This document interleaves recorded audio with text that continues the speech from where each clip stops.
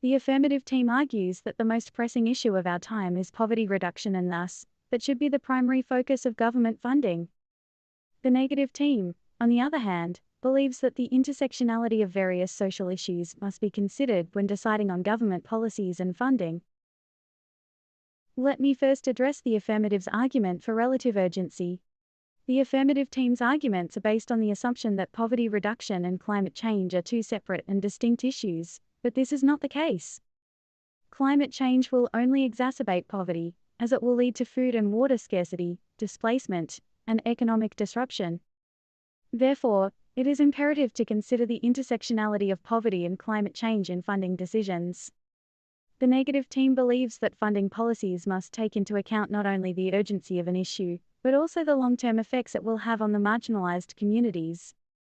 The affirmative team's arguments rely on short-term thinking, but the negative team's approach of considering intersectionality ensures that the policies and funding decisions will have a positive impact on all communities, not just those affected by poverty in the short term. I applied the criterion of intersectionality to the argument that poverty is an urgent issue in the affirmative team's case arguments. The very concept of prioritizing poverty makes no sense because it is inseparable from climate change. Additionally, I must say that their argument for the importance of poverty reduction is not based on the facts. There is a wealth of research that suggests that funding for poverty reduction has not been effective in achieving its goals, and that the funds have often been misused or misallocated. The negative team believes that a more intersectional approach to funding policies, taking into account the interconnectedness of social issues, will lead to better outcomes and a more equitable distribution of resources.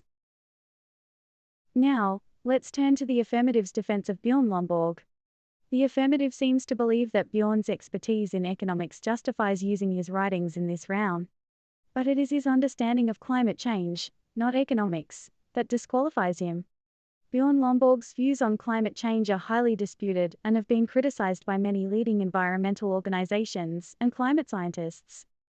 Therefore, his opinion of their relative importance is skewed by his inability to understand the ramifications of climate change.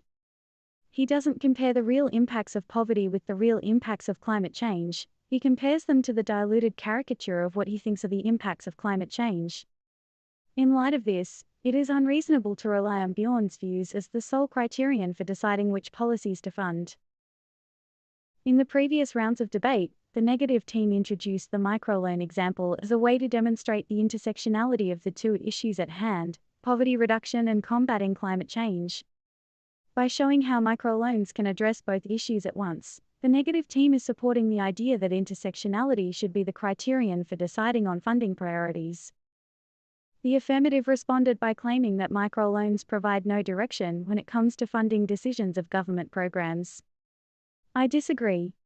While governments may not currently be using microloans as a funding model for these types of projects, they can be used as future models for these decisions. The potential benefits are clear.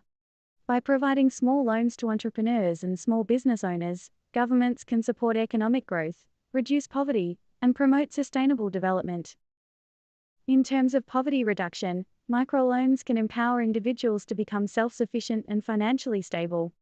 This can be especially important in areas affected by climate change, where economic opportunities may be limited.